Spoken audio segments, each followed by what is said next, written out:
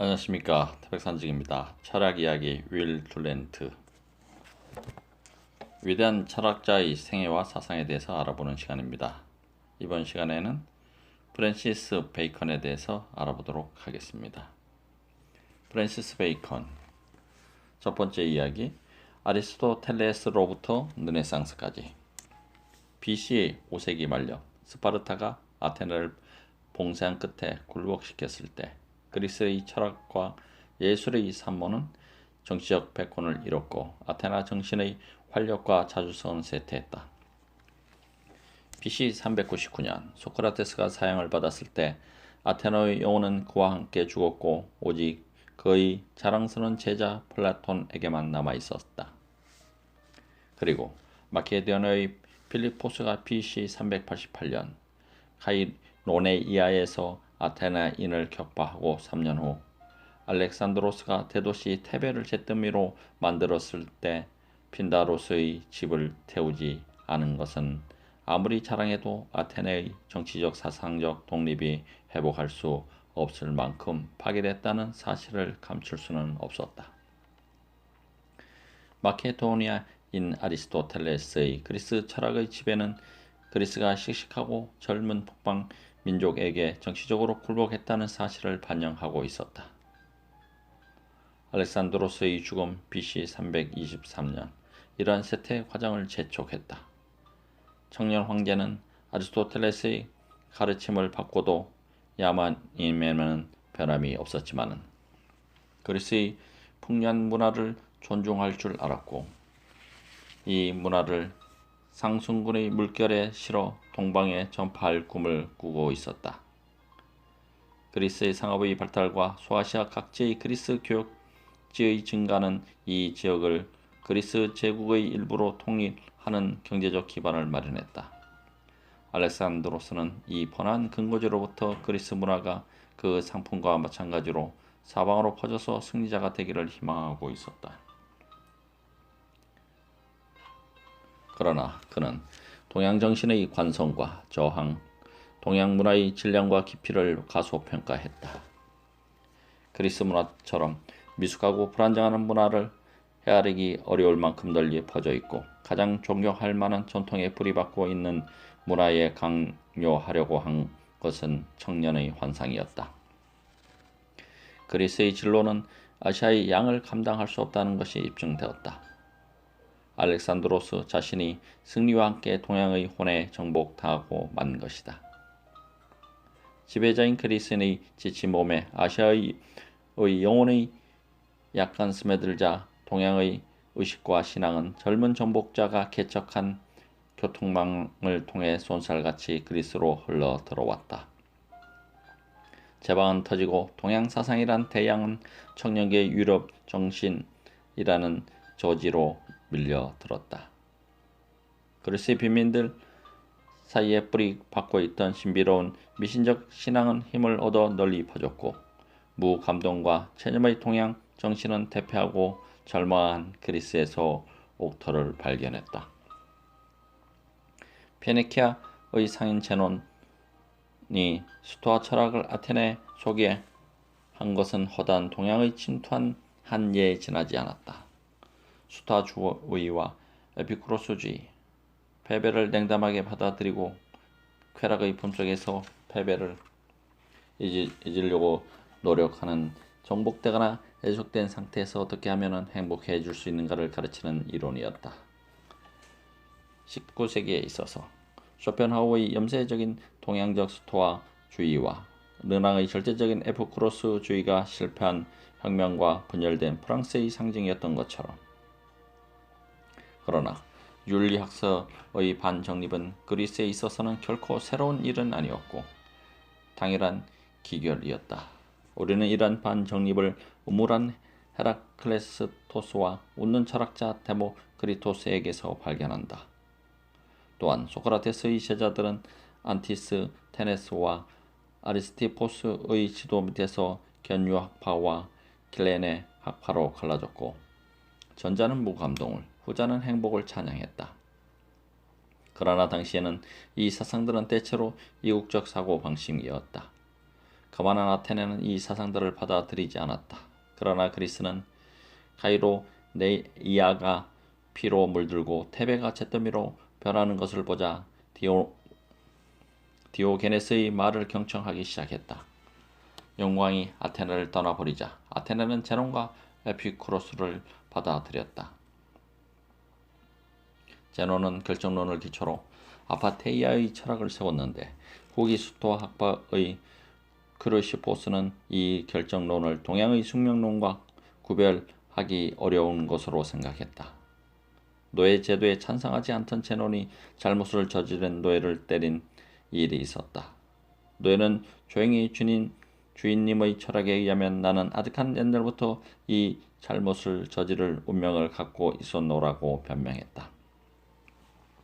이에 대해서 제논은 현인의 침착성을 잃지 않고 같은 철학에 의하면 자신은 이 잘못을 저지른 노예를 구타할 운명이라고 대답했다. 쇼펜하우가 개별적 의지로 보편적 의지에 대항하는 것이 부질없다고 생각한 것처럼 이 스토아 학도는 철학적 무관심이 생존 경쟁에서 불공평하게도 패배하기 마련인 인생에 대해 유일한 합리적인 태도라고 주장했다. 만일 승리가 전혀 불가능하다면 승리를 비웃을 수밖에 없다. 평정의 비결은 성취를 욕망과 맞먹게 하는 것이 아니라 욕망을 성취하는 수준으로 낮추는 것이다.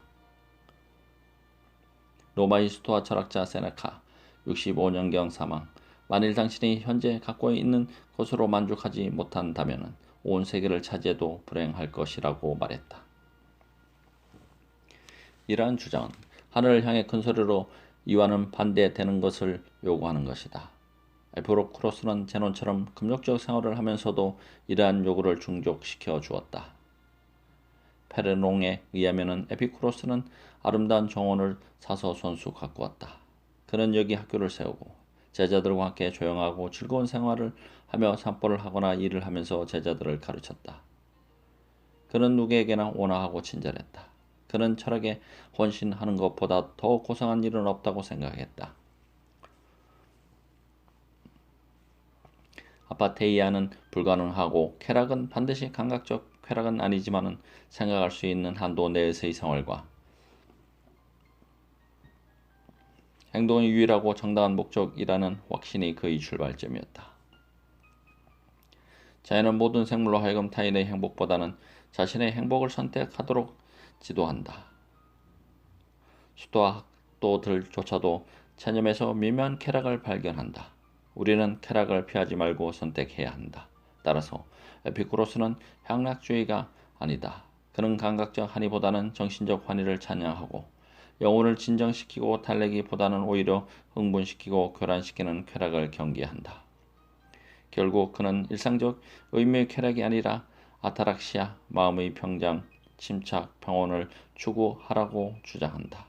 이것은 제논의 아파테이아를 넘나드는 것이다.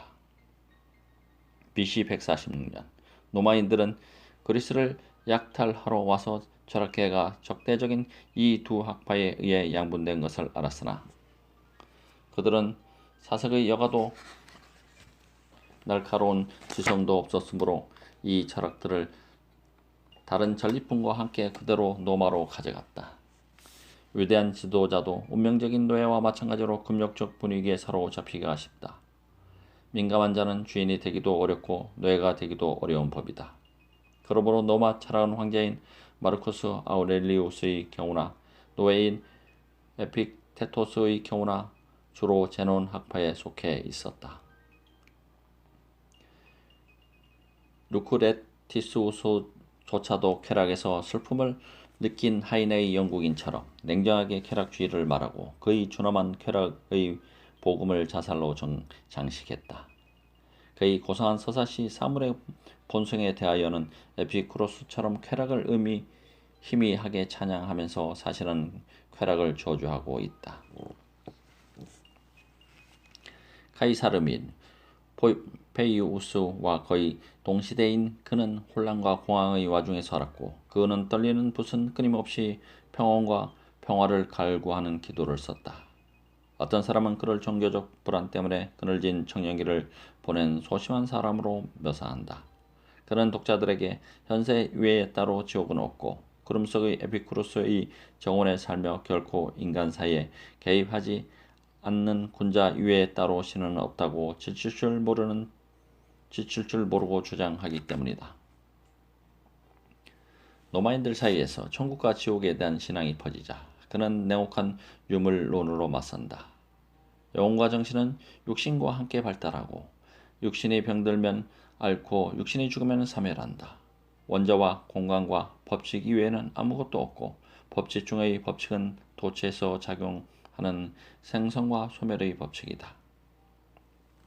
민족도 개인처럼 천천히 성장하다가 반드시 죽는다. 어떤 민족은 흥하고 어떤 국민은 망하고 잠시 동안에 생물의 종속은 변하고 마치 주자처럼 생명의 불을 넘겨준다. 전쟁과 불가피한 죽음에 직면하면은 아타락시아 평안한 마음으로 만사를 방관하는 것 이외에 다른 지혜는 없다. 여기서는 분명히 삶의 오래된 이교적 환희는 사라지고 거의 이국적 정신이 깨진 현금을 탄다. 역사가 이 금욕적이고 서시적인 염세주의자에게 에피쿠로스 학파라는 명칭을 부여했을 때처럼 익살 맞을 때는 없었으리라. 하기야 역사는 유머스를 하다는 점 이외에는 취할 바가 없지만 이것이 에피쿠로스의 후계자의 정신이라면 명백한 스토아 학파인 아우렐리우스나 에피텍토스의 쾌활한 낙천주의를 상상해보라. 모든 문헌 중에서 황제의 명상록을 제외하고는 노예의 논문집이 가장 음울하다. 그대가 바라는 대로 일이 되도록 추구하지 말고 오히려 일이 되어가는 대로 내버려 두라. 그러면 그대는 행복하게 살리라. 에픽테토스. 물론 우리는 이러한 태도로 미래에 대처하고 세계를 지배할 수도 있다. 전에 내려온 이야기에 의하면 에픽테토스를 항상 학대해오던 주인이 어느날 심심풀이로 에픽테토스의 다리를 비틀었다. 그대로 계속 하시면 제 다리는 부러질 것입니다. 라고 에픽테토스는 조용히 말했다. 주인은 계속 비틀었고 다리는 부러졌다. 다리는 부러질 것이라고 말씀드리지 않았습니까? 라고 에픽테토스는 부드러운 목소리로 말했다. 그러나 이 철학에는 도스토예프스키적 평화주의자의 조용한 용기를 상기시키는 신비로운 고귀함이 있다. 어떤 경우에나 나는 이러이러한 물건을 잃었다고 말하지 말고 되돌려 주었다고 말하라. 그대의 자식이 죽었는가? 그 애는 되돌아갔을 뿐이다. 그대의 아내가 죽었는가? 그녀는 되돌아갔을 뿐이다. 그의 재산을 빼앗았는가? 재산 역시 되돌려준 것이 아니겠는가? 이런 구절에서 우리는 기독교와 그 불교의 순교자에 가까운 것을 느낀다.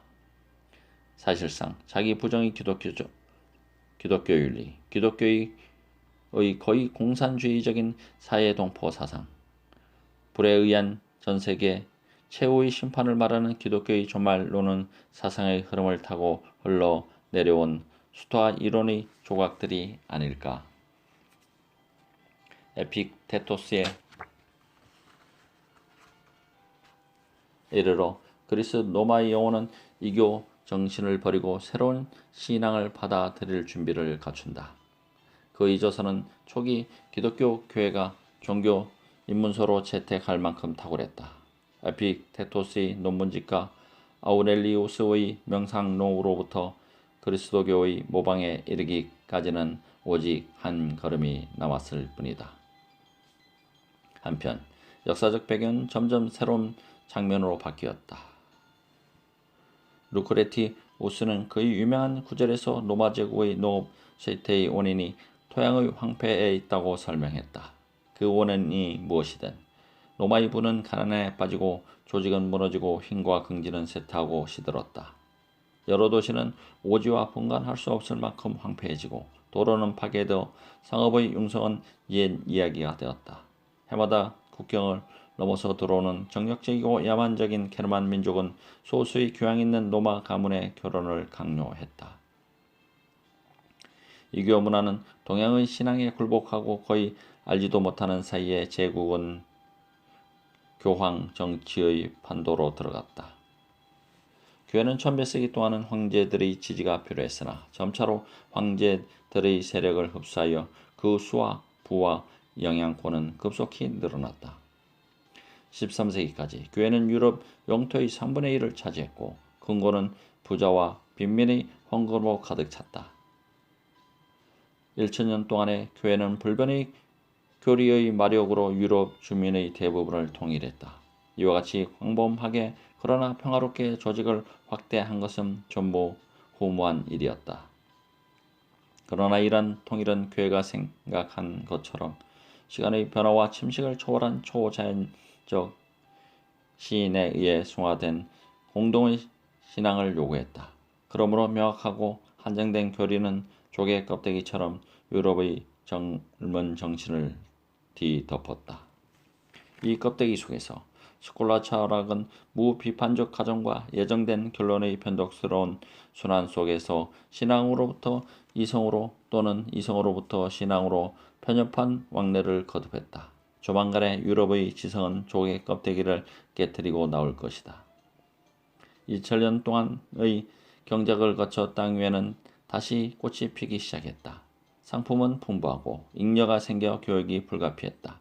또한 상업의 교차점에는 다시 대도시가 세워졌고 이 대도시에서 사람들은 문화를 장려하고 문명을 재건하기 위해 협력했다.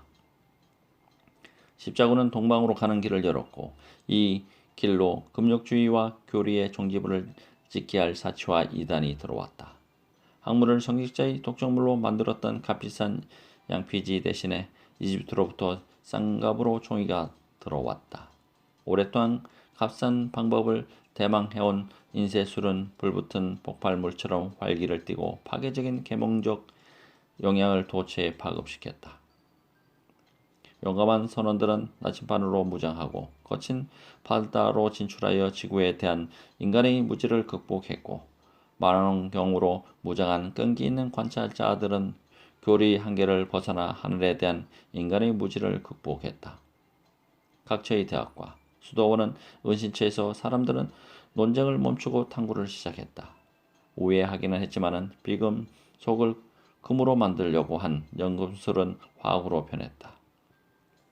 사람들은 조심스럽지만 대담하게 점성술로부터 천문학에 이르는 길을 모색하기 시작했다. 그리고 말하는 동물의 우화로부터 동물학이 생겼다.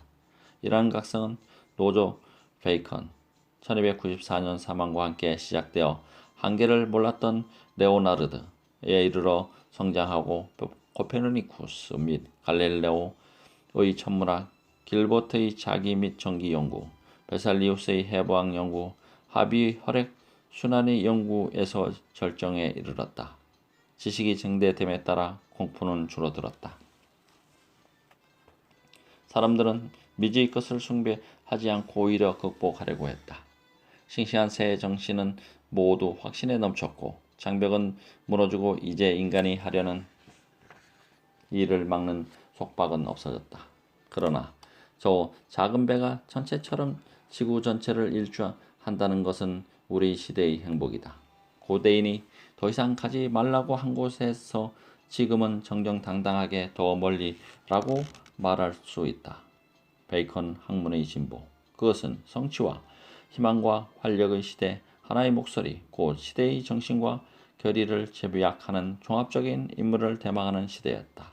이 인물은 지자를 규합하는 종을 울리며 유럽이 성년에 이르렀다고 선언한 근대의 가장 강력한 정신 패인 케임브리지 근대사인 프랜시스 베이컨이었다.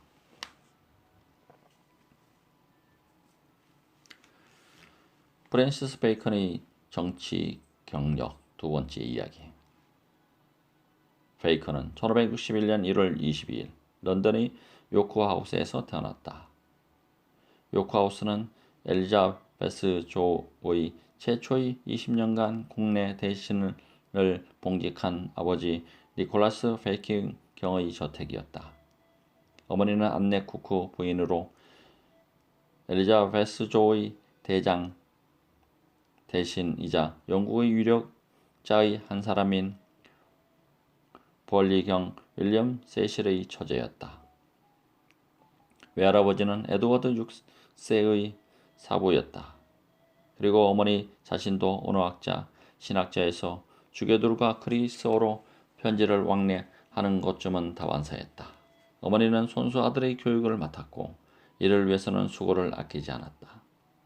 그러나 베이컨을 위대하게 만든 실제의 유머는 가장 강대한 근대 국가의 가장 위대한 시대, 즉 엘리자베스 시대의 영국이었다.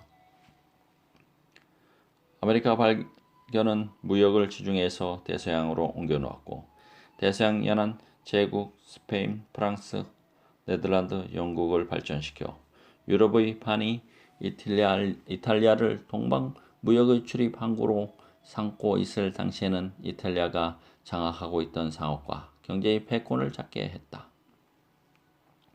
이러한 변화와 함께 르네상스는 프로렌스, 로마, 밀라노, 베니스로부터 마드리드, 파리, 암스테르담, 런던으로 옮겨갔다. 1588년 스페인의 해상 세력이 괴멸된 다음 영국의 상업은 모두 대양으로 뻗어나갔고 영국 도시들은 간의 공업으로 변창했으며 영국 선원들은 세계 일주를 했고 영국 선장들은 아메리카를 점령했다. 영국 문학은 스펜서의 시 시드니의 산문으로 꼽히고 영국의 무대는 셰익스피어, 말로, 벤 존슨, 그 밖의 정력적인 많은 작가들의 희곡으로 붐볐다. 이러한 시대의 이러한 나라에서는 누구든지 소질만 있으면 성공할 것이다. 베이컨은 13살 때 케임브리지의 트리니티 칼리지에 입학했다.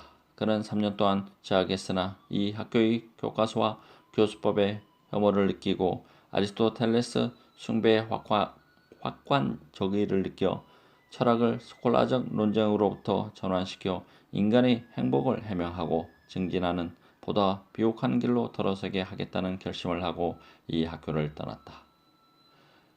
그는 16살 소년으로 줍을 영국 대사의 막료의 자리를 제안받고 참부 양론을 조심스럽게 검토한 후 수락했다.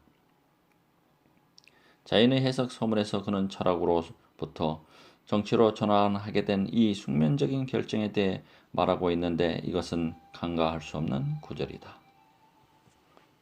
나는 인류에 봉사하기 위해 태어났다고 믿었고 공공의 복리를 돌보는 것은 물과 공기처럼 만인에게 평등하게 개방되어 있는 공공의 권리라고 생각하고 무엇이 인류에게 가장 유익한가?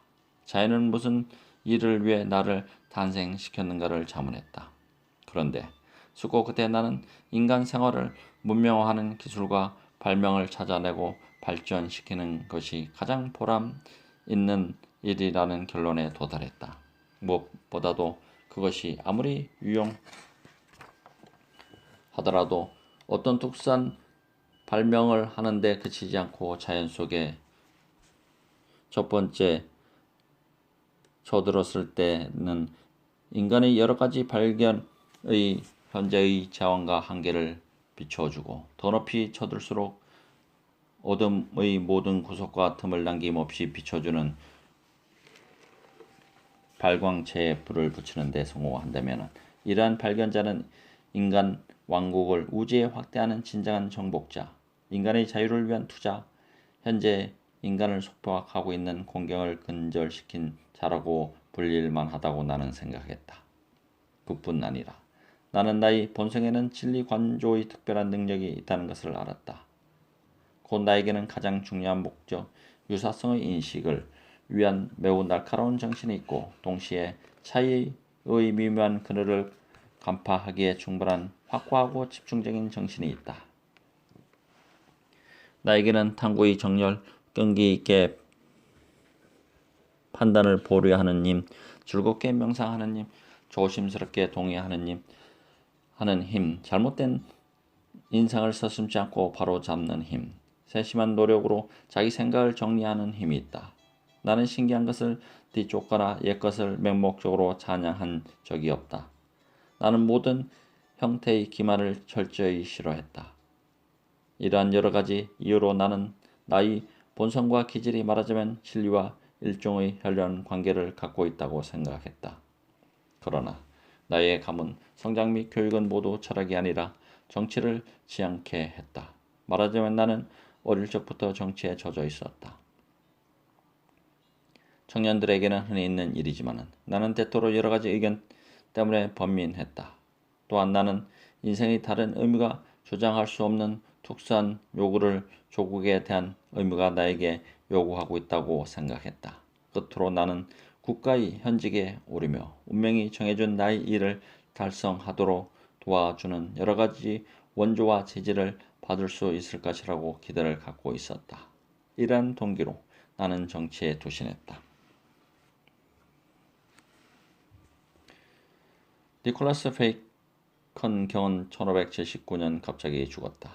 그는 프랜시스에게 부동산을 남겨줄 생각이었으나 죽음이 그의 계획보다 앞서 닥쳤기 때문에 급히 런던으로 소환된 젊은 외교관은 18살 나이에 아버지도 한 푼의 재산도 없는 신세임을 알았다. 그는 당시의 사치에 익숙했으므로 갑자기 검소한 생활을 하기는 어려웠다.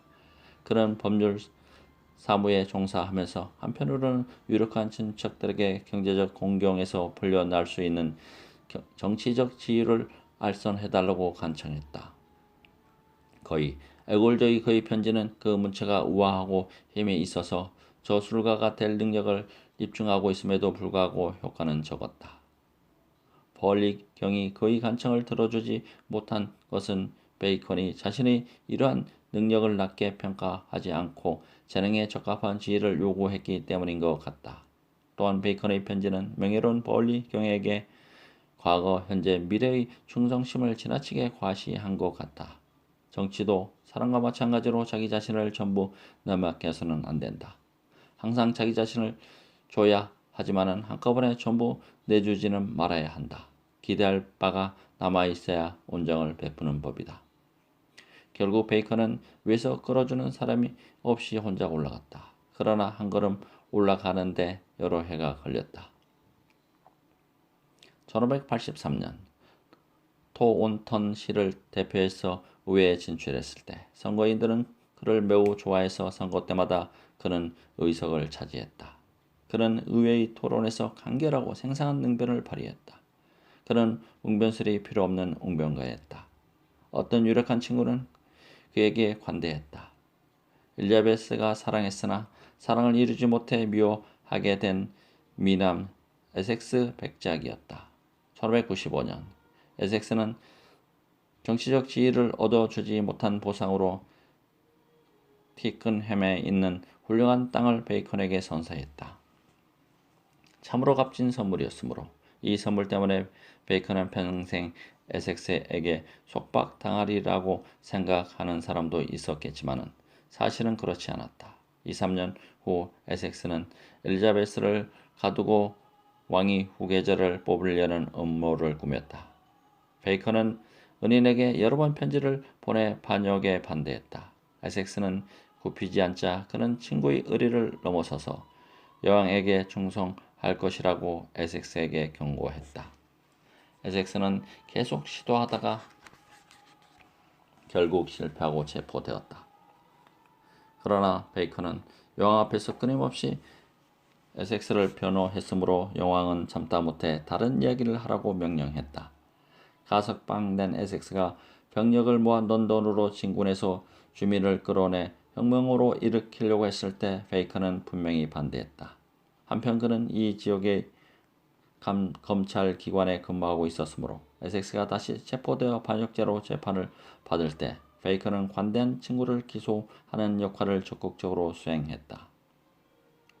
에섹스는 유죄 판결을 받고 사형되었다. 이 재판에서 베이컨이 맡은 역할은 얼마 동안 그의 인기를 저하시켰다. 그 후 그는 그를 파멸시킬 기회를 노리고 있는 적들에게 둘러싸여서 살았다. 그의 지칠 줄 모르는 야심은 그에게 휴식을 허락하지 않았다. 그는 언제나 불만을 토로했고 언제나 1년쯤의 수입에 해당하는 빚을 지고 있었다. 그에게는 낭비하는 버릇이 있었고 과시는 그의 정책의 일부였다. 45살이 되어 결혼했을 때 화려하고 사치스러운 결혼으로 부인의 매력의 하나였던 지창금은 크게 줄어들었다. 1598년에 빚 때문에 체포되기도 했다. 그럼에도 불구하고 그의 승진은 계속되었다. 그의 다방면의 재능과 거의 무한하다고 할 수 있는 지식 때문에 그는 모든 중요한 위원회의 핵심 위원이 되었다. 차츰 높은 관직에 이르는 길이 열려 그는 1606년에는 법무차관, 1613년에는 법무대신이 되었다. 1618년에는 57세의 나이로 마침내 대법관이 되었다. 세 번째 이야기 수상록. 그의 승진은 플라톤의 철인 왕의 꿈을 실현하는 것 같았다. 한 걸음 한 걸음 정치 권력에 높이 다가갈수록 베이컨은 철학의 정상에도 다가갔기 때문이다. 이 사람의 광범위한 학식과 저술상의 업적이 다망한 정치 생활의 부산물이고 여기에 지나지 않았다는 것은 거의 믿기 어려운 일이다. 은둔 생활이 최상의 생활이라는 것이 그의 모토였다. 그는 관조적 생활과 활동적 생활 중 어느 쪽을 더 좋아하는지 결정을 내리지 못했다. 세네카처럼 철학인 동시에 정치가가 되는 것이 그의 희망이었다. 두 토끼를 쫓다가 이의 범위도 좁아지고 성취하는 바도 적지 않을까 우려하기는 했지만 관조와 활동적 생활을 동시에 하는 것과 물러나 관조에 몰두하는 것 중 어느 쪽이 더 정신을 무력화 내지 방해하는지는 말하기 어렵다고 그는 말한다. 그는 학문 자체가 목적이나 지혜가 될 수는 없고 행위에 적용되지 않는 지식은 창백한 학문적 허영심이라고 생각한다. 학문에 너무 많은 시간을 소비하는 것은 게으름이다. 학문을 지나치게 장식으로 사용하는 것은 허식이다. 학문의 규칙에 얽매여 판단하는 것은 학자의 익살이다. 교활한 자는 학문을 경멸하고 단순한 자는 학문을 찬양하고 현명한 자는 학문을 이용한다. 학문은 학문의 용도를 가르쳐 주지 않기 때문이다. 학문의 용도를 가르쳐 주는 것은 학문 이외의 지혜 관찰에 의해 획득한 학문 이상의 지혜이다. 학문에 대해서. 여기에는 스콜라 철학, 다시 말하면 이용과 관찰로부터의 지식의 전련의 종말을 알리고 영국 철학의 특징이 되고 신령주의의 절정에 이른 경험과 성과를 강조하는 새로운 태도가 있다. 그렇다고 해서 베이컨이 책과 사색을 좋아하지 않았다는 뜻은 아니다. 그는 철학이 없으면 살고 싶지 않다.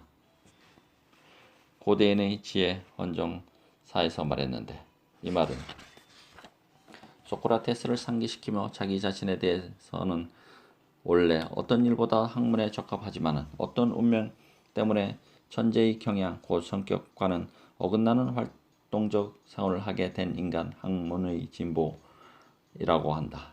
처음 출판된 책이라고 할 수 있는 그의 저서는 지식 예찬이다. 이 책에 나타난 철학에 대한 정렬은 인용을 불가피하게 한다. 나의 예찬은 정신 자체에 바쳐야 하리라.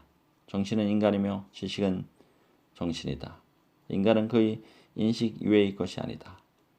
감정의 쾌락은 감각의 쾌락보다 크고 지성의 쾌락은 감정의 쾌락보다 크지 않은가.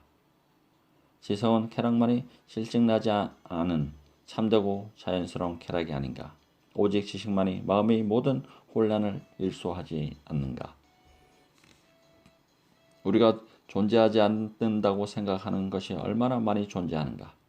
우리는 얼마나 많은 일을 그 진가 이상으로 존중하고 평가하는가. 이러한 공허한 상상, 이러한 균형을 잃은 평가가 혼란의 폭풍우를 몰고 오는 우리의 구름이다. 따라서 인간의 정신에 있어서 사물의 혼란을 넘어서서 자연의 질서와 인간의 오류를 정당하게 평가하는 경지에 이르는 것보다 더 큰 행복이 있을 것인가. 오직 향락의 관점만이 있고 발견의 관점은 없는가. 자기 만족의 관점만이 있고 공익의 관점은 없는가. 자연이라는 상점에 진열된 아름다움만이 아니라 자연이란 창고에 들어가 불을 가려낼 수 있는 없는가. 진리는 불임인가. 우리는 진리에 의해서 가치 있는 결과를 산출하고 인간 생활에 무한히 많은 이 길을 공곡할 수는 없는가. 그의 가장 뛰어난 저서 수상록 1597년에서 1623년 정치에 대한 사랑과 철학에 대한 사랑 사이에서 방황하고 있다. 명예와 명성에 대하여 그는 모든 등급의 명예를 정치적, 군사적 업적에 부여하고 문학적, 철학적 공정에는 전혀 부여하지 않았다. 그러나 진리에 대하여라는 에세이에서는 진리 탐구는 진리의 구애 또는 구원이고 진리의 인식은 진리의 예찬이다. 진리에 대한 신앙은 진리의 향수이고 인간성의 지고의 선이다라고 그는 말한다. 책 속에서 우리는 현인과 대화한다. 행동 속에서 바보와 같이 대화하듯이 우리가 책을 선택할 줄 안다면 그렇다. 유명 구절로는 맛만 볼 책도 있고 상쾌할 책도 있으니 잘 씹어서 소화해야 할 책은 적다는 말이 있다. 물론 이러한 책들은 세계가 매일매일 목욕하고 중독되고 익사하는 잉크의 대해와 홍수의 극히 작은 부분에 지나지 않는다. 분명히 수상록은 잘 씹어서 소화할 만한 가치 있는 소수의 책에 속한다. 이렇게 많은 고기가 이렇게 훌륭하게 요리되어 이렇게 작은 접시에 담겨 있는 일은 드물 것이다. 베이컨은 곧말을 붙여 길어진 문장을 싫어하고 언어의 낭비를 경멸한다. 그는 짧은 구절에 무한히 풍부한 뜻을 담기 때문에 그의 에세이는 각기 2, 3페이지에 지나지 않지만은 인생의 중요한 문제에 대한 세련된 정신의 달관이 들어있다. 내용과 문체 중 어느 것이 더 뛰어났는지를 말하기는 어렵다. 운문에 있어서는 셰익스피어가 최고인 것처럼 산문에 있어서는 그의 언어가 최고이기 때문이다. 그의 문체는 강건한 타키투스의 문체처럼 간결하면서도 세련되어 있다. 이러한 간결성은 라틴어의 수고와 관용구의 교묘한 이용에도 일부의 원인이 있으나 풍부한 비유는 엘리자베스 시대의 특색이며 르네상스의 화려함을 반영하고 있다. 영국 문학에서 베이컨처럼 함축성 있고 간결한 비유를 풍부하게 사용한 사람은 다시 없다. 그러나 비유의 남발은 베이컨의 문체의 유일한 결점이기도 하다. 끝없는 비유와 은유와 암시는 우리들의 신경을 마구 채찍질해서 비루하게 만든다. 수상록은 맛은 좋지만 소화는 잘 안 되는 음식 같아서 한꺼번에 많은 양을 소화하기는 어렵다. 그러나 한 번에 4, 5편씩이라면 영어로 된 가장 훌륭한 지적 역량이다. 이 지혜의 정수로부터 우리는 무엇을 추려낼 것인가? 베이컨이 세상의 출발점을 선택하고 중세 철학의 방식으로부터 가장 현저하게 이탈할 수 있었던 것은 에피쿠로스의 윤리학을 솔직하게 받아들였기 때문일 것이다. 사용하지 않으면 원하지 않고 원하지 않으면 두렵지 않다는 철학적 사고의 순서는 연약하고 소심하고 겁 많은 정신의 징후다. 그리고 사실상 소콜라 철학자들의 이론은 대체로 의심이 많고 사물의 성질이 요구하는 것 이상으로 인류를 돌보고 있는 듯하다. 이렇게 해서 그들은 죽음의 공포에 대처하기 위한 구체적 구제책에 의해 죽음의 공포를 증대시키고 있다. 그들이 인간의 생활을 죽음의 준비 또는 훈련쯤으로 생각하는 한 죽음에 대한 방비가 아무리 많더라도 죽음이란 적이 무섭지 않다는 것은 불가능하기 때문이다. 학문의 진보. 수도학적 욕망의 어감만큼 건강에 나쁜 것은 없다. 무감동으로 죽은 거나 마찬가지가 된 생명을 연장한다고 해서 무슨 소용이 있을 것인가. 게다가 이것은 불가능한 철학이다. 본능은 반드시 밖으로 나타날 것이기 때문이다. 본성은 때로는 감추어지고 때로는 압도당하지만 건절되는 경우는 거의 없다. 가업은 오히려 본성을 더욱 난폭하게 만든다. 이론과 설교는 본성을 완화시키지만 본성을 바꾸거나 정복할 수 있는 것은 오직 습관뿐이다.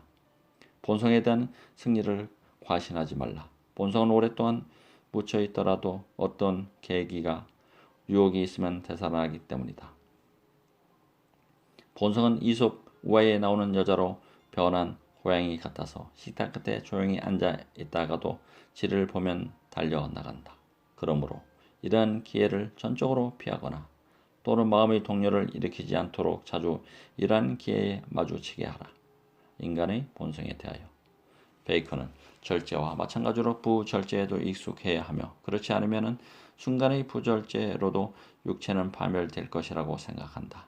예컨대 가장 깨끗하고 소화가 잘 되는 음식에 익숙해진 사람은 부주의나 불가피한 사정으로 완전한 식사를 못할 때는 자칫하면 배탈이 난다. 그러나 과도한 항락보다는 다양한 항락이 바람직하다. 왜냐하면 청년기의 힘은 많은 부절제를 저지르게 하고 부절제는 노년이 되어도 사라지지 않기 때문이다. 건강관리에 대하여. 사람은 늙으면 청년기의 대가를 치르게 된다. 건강의 유일한 왕도는 정원에 있다. 베이컨은 전능한 하나님은 먼저 정원을 만들었다는 창세기의 작가나 우리의 후원을 가꾸지 않으면 안 된다는 볼테어와 같은 의견이다. 프랜시스 베이컨. 내용이 길어서 여기서 1편을 우선 마무리하도록 하겠습니다. 감사합니다. 태백산직이었습니다.